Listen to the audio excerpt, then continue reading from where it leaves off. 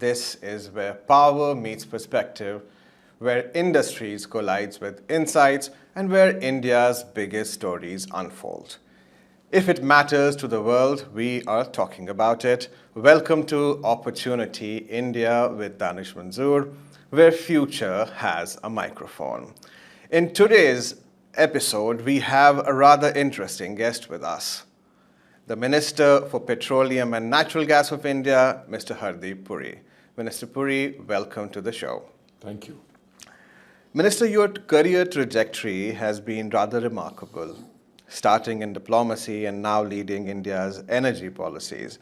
After nearly 40 years in the Foreign Service, what do you think was the defining moment that led to you entering politics? Reflecting back on where the journey started, let me suggest that if you have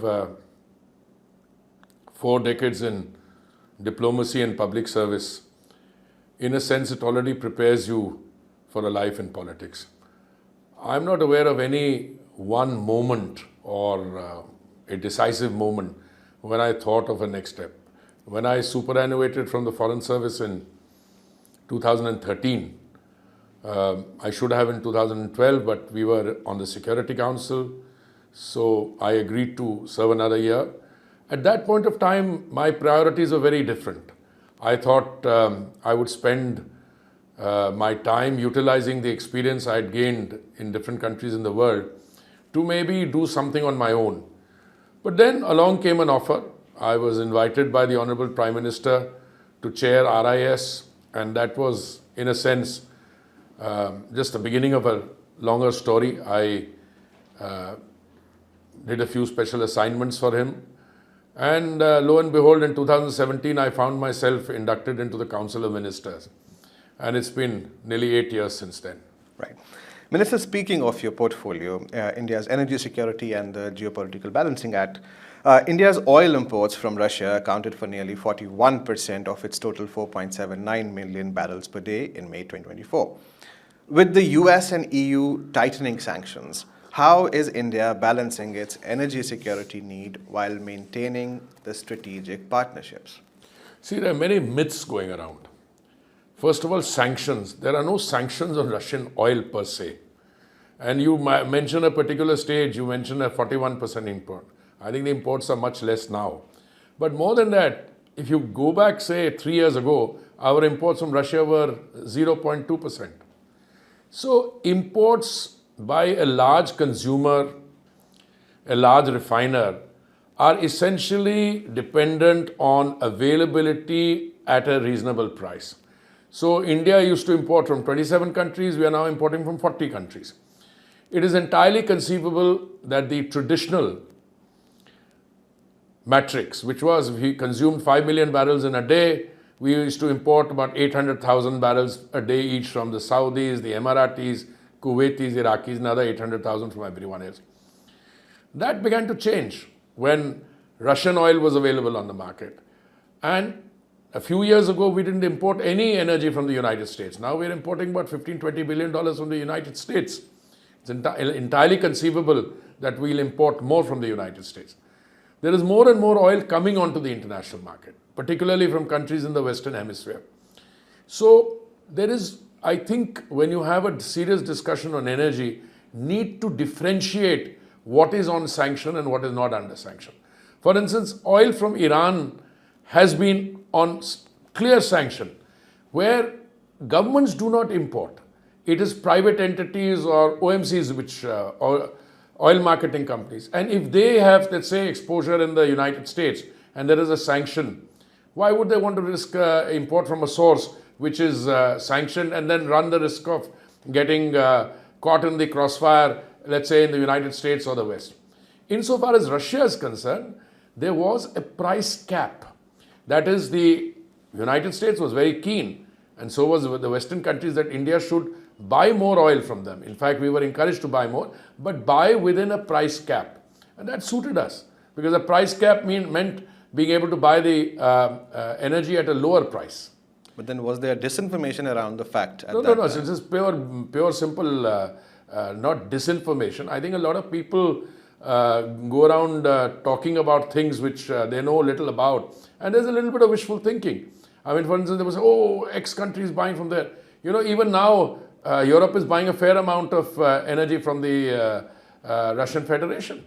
And in fact, when my colleague, the foreign minister, was going to the United States, I told him, if you are ever asked this question, say, you buy more in an afternoon than I buy in a quarter. I think you got that wrong. He said, you buy more in a month. So it's not disinformation. I think that there is a patent lack of honesty among some people. They have a view of geopolitics, you know, that X is good and Y is not good and you should do this. And so I think what India under Modi has shown that whilst we are polite people, we don't mind listening to opinions occasionally, but we are not going to have our energy policy dictated by anyone.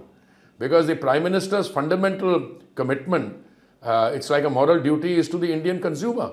Therefore, India is one of the few countries in the world where in the last 3 years, prices of energy, petrol, diesel at the retail point have actually come down. Right. And if you compare it to the countries in the neighborhood, countries in Western Europe, United States, that is only possible because the Prime Minister personally ensured that energy policy was conducted in a manner which served the common man. Right. Minister, India's crude oil imports from the US sharply rose to 218,400 barrels per day in January 2025, from 70,600 barrels per day in around December 2024. Some critics argue that this contradicts India's clean and climate energy agenda of 2030. So how do you reconcile the energy security with this is another widely misunderstood issue. Right. If you want to make the energy transition, you've got to survive the present, point one. Secondly, out of all the G20 countries, and there are a lot of them, India is the only one which has met its Paris commitments. So we are simultaneously accelerating the transition to biofuels. We were at 1.4% in 2014. We are at 20% now. We were supposed to do 20% biofuels blending by 2026. We've done it 6 years in advance. We are stepping on the gas, literally, pun intended, on CBG, etc. We are moving at breakneck speed on green hydrogen. Just now, I attended the Prime Minister's lunch for the visiting EU Commissioner and the Chief and 21 of our colleagues. They were traveling in a green hydrogen bus. So I have to import energy, and it will have to be traditional energy till I'm ready with the rest. So we are accelerating onwards in terms of green hydrogen, biogas, biofuels, etc. But I am not going to stop my consumption and starve my population by saying that, oh, doesn't this contradict something? That contradiction is in somebody's mind. I hate to have to say this to you, but there were a lot of do-gooders, including some of my closest friends, who said, no, we must move away from fossil fuels. Yes, move away from fossil fuels. But in order to move away from fossil fuels, you need a roadmap from today to the point where you have it. Let me tell you a story. There was a bright economist in, I think, Shell. In 1956, he wrote a paper saying that oil will peak by the year 2000. By peak means there will be no more requirement of oil. I don't know whether he had his mental faculties checked around 2000 or so. I don't know. But, you know, he caused a lot of damage. Today, I just come back from a major conference of energy. We hosted India Energy Week a little while ago. There were thousands of people, tens of thousands of people. If anyone there would have been asked to say, by when will oil peak? I don't think anybody would have put a name. Will it be 2030? Will it be 2040? Will it be 2050? I really don't know. Fact of the matter is, we are importing today $150 billion worth of energy. If you can bring the cost of green hydrogen, which should be about $4.50 per kilogram now, if you can bring it down to 2.5 or 3, I'll tell you the entire public policy pressure and the pressure from the consuming public will be stop all imports of crude. Continue with your own E&P, which was neglected, and let's move to green hydrogen. Right. So, Minister, I think what you mentioned, we are just 2 questions down as of now. But despite that, what I see a major topic emerging is that I mentioned about disinformation. But is India somehow then not able to communicate it to the world? No, India is Its resilience? communicating to the world, but there's a part of the world which is just lost out. They don't know what hit them. There were people who were going around offering pious homilies to countries like India. So India was polite to them, listened to them, told them. They're no longer in the business. So today, the energy market as it is partly it is OPEC plus, because they've cut down the production from 102 million barrels to 97 million barrels. 5 million barrels is off the market. Is anybody telling them what to do or not to do? They are not producing the oil per day extraction because of concerns for climate change. They're limiting the amount of energy they release into the market so that they can keep the price up. So it's not a question of India not being listened to. India is being listened to very well. The very fact that, you have the world in attendance in India Energy Week, or, you have dialogues going on with the European Union, with the United States, etc. It's just that the oil market traditionally, the energy market traditionally has been in the hands, the narrative has been in the hands of some of the players, and some of the ecosystem around them has not been able to come to terms with the fact that the world has changed. Right. So, Minister, speaking of upstream exploration, under the open acreage licensing policy, nearly 2 lakh square kilometer exploration blocks are on offer. One of the largest allocations in the recent years. Since 2016, 140 blocks have been awarded under OALP, with major players like ExxonMobil, who were here last time as well, showing interest. So what specific factors make India's upstream sector competitive globally, and what additional policy or fiscal initiatives are being implemented to attract? It's very simple. We have about 3.5 million square kilometers of sedimentary basin, out of which 1 million square kilometers was not available. It was what is called a no-go area. Now, if you have the known reserves of both crude oil and gas, and you're not allowing people to get to it, then there's something wrong. You can either say that your system is gamed, or maybe you thought that it's not worth going down the E&P route because cheaper oil is available out. There's something wrong with that. So between 2006 and 2016, we had what I call the lost decade. No decisions were taken. Then along came Mr. Modi in 2014, and lo and behold, all things began to change. We went from a production sharing scheme to a revenue sharing scheme in 2016. Today, what you refer to as open acreage licensing, OALP round 10, we have offered 200,000 square kilometer, which, by the way, is the largest such offering globally at any point, anywhere in the world. Now, the last round, 9th round, came at a time when our new law had not been finalized. Even there, I think about 38% of the bids came in that 1 million square kilometer. This one, I'm sure, will be more there. And by the way, I think in the next week or two, I'm hoping to get the legislation through the lower house. It was passed in the Rajya Sabha in the session, which we have now in recess. And all the asks, and I'm using the word asks, see, you have to make it worth the while of the investors also. Drilling an offshore well is not an easy task or an inexpensive task. It costs something like $100 million per well you drill. The experience of Guyana shows that you dug 16 such wells, you didn't find 17 wells you dug, and you strike gold. So if I could go on saying that there are many Guyanas waiting to be discovered in the Andaman Sea.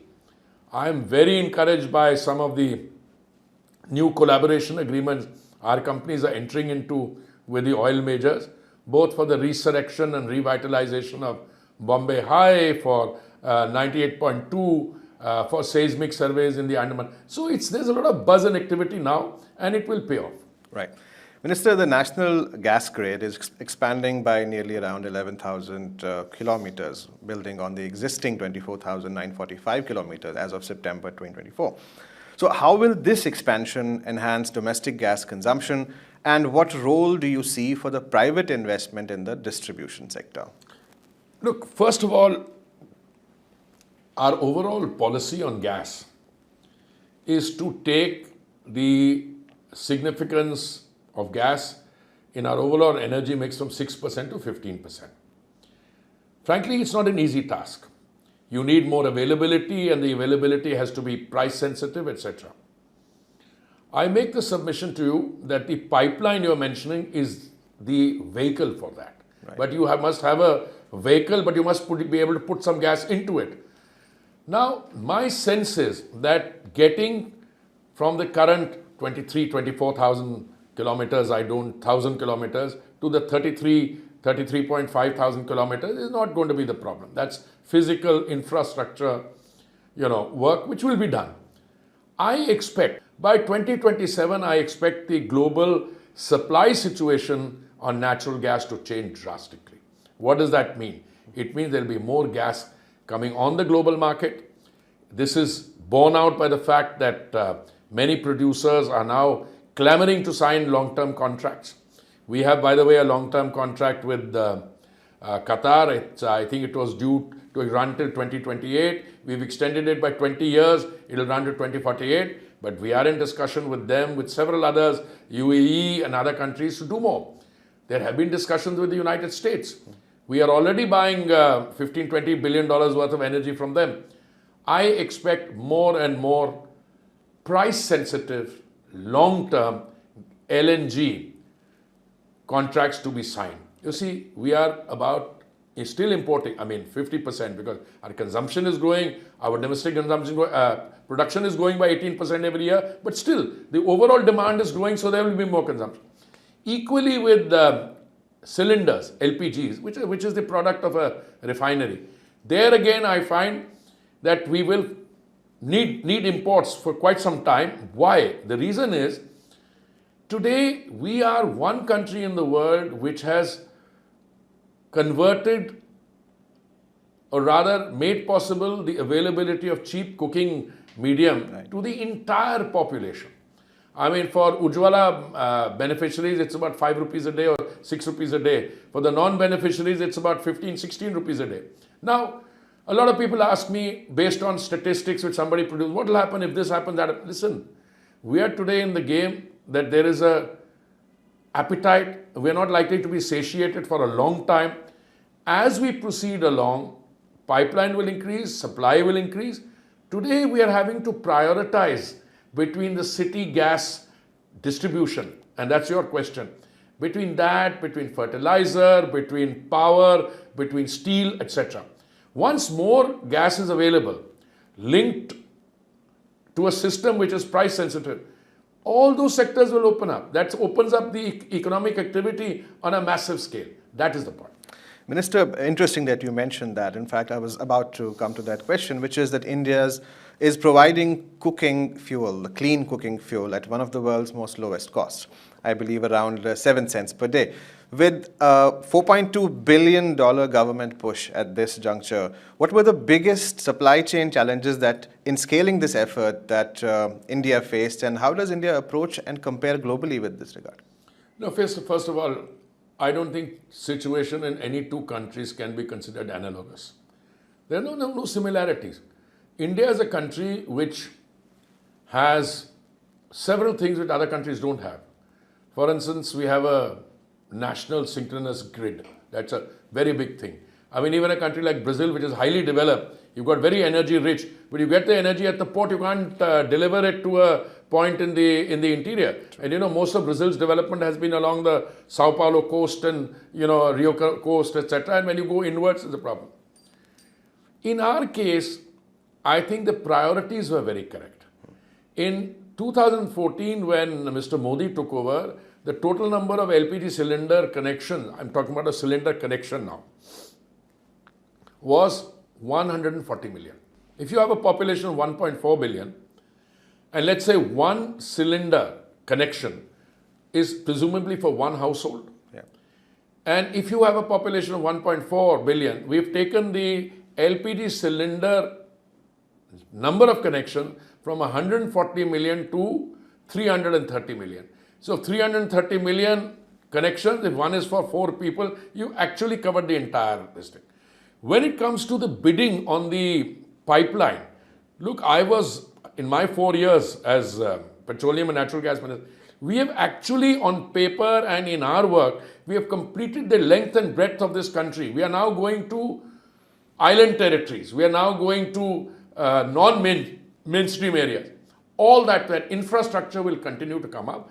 And no other country in the world, let me tell you, developed or developing has this kind of infrastructure. Because the development priority is to make sure that our households get affordable, clean cooking medium at, I said affordable, at very low cost. And frankly, if you're providing 800 million people 3 meals of dry ration in a day and you're giving cooking gas at 5 rupees, I mean, it can't be a more egalitarian socialist cover than that.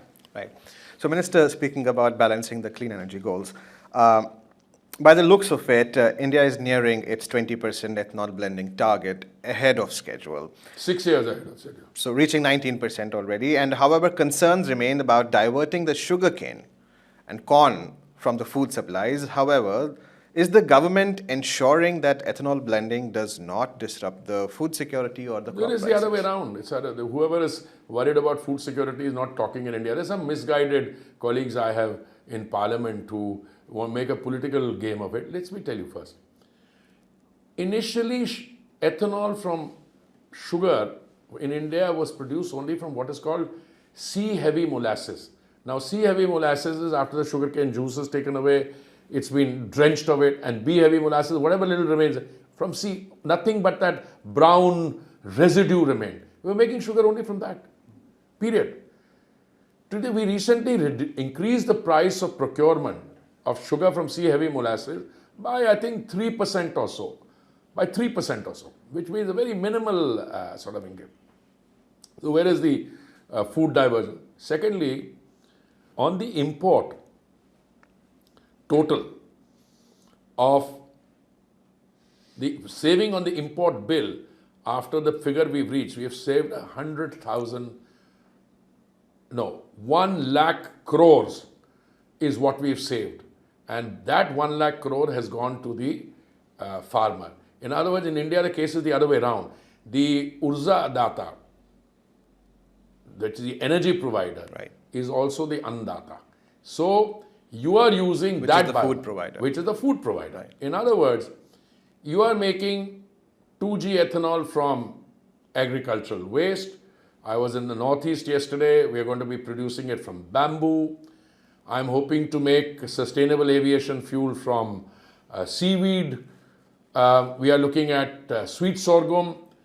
And so, but the point which is missed in all this, because you're talking about that, is that there was a diversion in between. In between, people thought in the years that we've been doing it, look, we had a 10% target till November 22. We did that 5 months in advance. Then we had a 20% target till 2026. We've done that last month. As you said, we did 19.6%. But meanwhile, the bulk is coming from maize now. Now, why is it preferable to get it from maize? Because it's not water intense as a crop. So I think going forward, India is one place, we still have teething problems. I don't want to make saying that everything is going, you want 2G and 3G. No, 3G we are experimenting, that pilot, but 2G, yes, 2G we are producing in Panipat from agricultural waste. We are, bamboo's production will start again, I think, in a couple of months' time. But the bulk of it will come from broken food grain. Now, broken food grain, we're not taking the food grain away. That's what would otherwise be in the Food Corporation of India's godowns, waiting to be spoiled. So, from broken rice, from maize. Maize is, I think, about 38% or something like that, if I remember correctly. So, that thing about, diversion from food security, it's not applicable. Not happening. It's pure baloney. Right. So, Minister, I think we spoke quite a bit today about the core topics. But one interesting thing globally and especially in the corporate India that we have seen now is a lot of these youngsters encounter great amount of stress. So you, as somebody who has been in diplomacy, now in politics, having multiple meetings per day, having to remember all these numbers that you just shared with us. So how do you manage your stress? What stress? No, stress is something that you have to be clear on. Pressure, stress. You decide if your mind is wired to feel the pressure or the stress, you will feel it. Look, let me put it this way. If you are clear about what is to be done, there should be no stress. Because if you are clear about what is to be done, you turn around and do your bit and leave the rest to however it unfolds. But be prepared to take the consequences. If I take a wrong decision and I fret about it, that is not, first of all, did I carefully value and evaluate the choices I had between choice A and choice B? If I come to the conclusion that choice A is the correct decision to make, then whatever the consequence, there's no point feeling stress. Let me tell you, running a country like India, ask my boss, I think you have interviewed him, etc. It's one of the most difficult tasks is to run a country like India because there are massive developmental challenges. And yet, he's doing it with great aplomb for one reason. He is very clear as to what the objectives are. People talk about right or left. I don't think they know their left arm from their whatever. These are not choices which are ingrained in ideology. If you're providing in COVID 80 crore, 800 million people, 3 meals of dry ration in a day, if you're providing 4 crore is what, 40 million people, you've given them Pradhan Mantri Awas Yojana, and then you decide to give another 30 million Pradhan Mantri Awas Yojana. If you build one of the world's urban transport systems, our metro system, then you are clear about objectives. Some people will still snipe at you, they'll snipe at you, oh, well, somebody has a language problem. But these are guys, I shouldn't say this, but you had a politician in the United States, and she once said, I won't name her, she said, the criticism came, she said, these are malcontents. I'm not criticizing anybody. If you look at the transformation which has taken place in India, we have moved from being the 10th or the 11th largest economy in the world when Mr. Modi took over to the 5th largest now. Any day you will be the 4th largest, and before the end of next year you will be the 3rd largest economy in the world. Now, a cynic once told me, how are you sure you can remain there? The point is, if you've got economic activity taking place at this scale, I travel extensively in the country. I was in the Northeast yesterday. The flights are chock-a-block full. Right. Wherever you go, you see economic activity. A good yardstick or a good assessment for any economy is to look at their energy consumption. Look at the energy consumption in India. It was 5 million barrels a day of crude oil. It's 5.5 million barrels today. And I don't know, I don't know how long I'm going to be petroleum minister, but I can tell you it's going to go up to 6.5 million barrels without any question. So, I am part of a team. That team is led by a man who is not given to feeling pressure or stress, and we draw strength from that. That is the basic point. And frankly, there used to be a saying that if you find that it's too hot in the kitchen, get out of it. No, I think they've got people now in the, because it's not just governance in terms of what ministry you're doing. You're also dealing with the country at an overall level because the developmental challenges are many. The fact that you won an election in Haryana, Maharashtra, then Delhi shows that the Modi brand, which is essentially that good governance is also good politics. That is what is the, cementing and propelling factor. Right. So, Minister, before we wrap today, we have a quick rapid fire round for you. Question number 1. If you had to pick one country India is learning the most from in energy policy, who would it be? Country from whom India is learning more from energy policy? I would be hard put to choose. There's one constant on energy policy. Every country places self-interest above any other interest. So whether it's the OPECs, and I mean all of them, true, or you mean the United States, energy is the backbone of an economy and every country will place energy first. Therefore, I learn equally from all of them. So, Minister, the biggest myth about India's energy sector that you would like to debunk today? The one that there is sanctions on X, Y, and Z. There have never been sanctions on X, Y, and Z. There was a price cap on oil from Russia, and we're very happy with dealing with that, and we make our own policy accordingly. Right. In one word, how would you describe the geopolitics of energy today? Optimism. I think you were looking for an answer of turbulence, uncertainty. I'm very optimistic. Because no matter what you are looking at, Well, now you are presuming. Peace. If you can get peace between Russia and Ukraine, Right. you can get peace between Hamas and the other disputants in the region. I'm not going into the ideology. Right. Everyone wants to utilize their energy resource, which means they want to bring more energy on the global market. For a person who's dealing with energy, both in terms of domestic availability and price, that's music to my ears. So I'm optimistic. Right. So if you could fast track one energy project with unlimited funds, which one would it be? Green hydrogen. The one energy challenge that keeps you up at night, if at all. No, I don't stay up because of energy challenges. If I stay up otherwise late, that's because of my faults, not energy challenges. Well, Minister, thank you very much for joining us today. It was an absolute pleasure. Thank you. So this was Opportunity India with Danish Manzoor, where power, policy, perspectives come together. Until next time, keep questioning, keep innovating, and keep leading the conversation. Thank you very much.